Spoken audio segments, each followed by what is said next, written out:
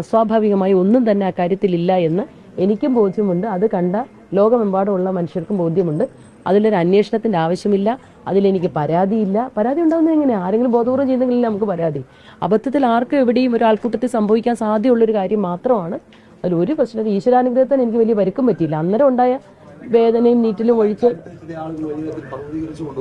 അതെ ഉണ്ടോ എന്ന് അറിയത്തില്ല. എനിക്ക് എന്തെങ്കിലും കാണും. അല്ലെ പിന്നെ എനിക്ക് പരാതി ഇല്ലാത്തടത്ത് എനിക്ക് മാത്രമല്ല ലോകത്തൊരാൾക്കും പരാതി ഉണ്ടാകേണ്ട കാര്യവുമില്ല.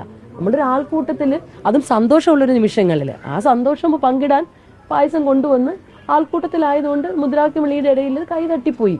അത് ഇത്ര വലിയ സംഭവമാക്കാൻ എന്താ? ഒന്നുകിൽ എനിക്ക് പരിക്ക് കൂടുതൽ. പിന്നെ പോലീസിനെ സംബന്ധിച്ചിടത്തോളം പോലീസിന് ഒരു പരാതി കിട്ടിയാൽ മുഖ്യമന്ത്രിക്ക് പരാതി കിട്ടി, മുഖ്യമന്ത്രി പോലീസ് DGPക്ക് അയച്ചു കൊടുത്തു.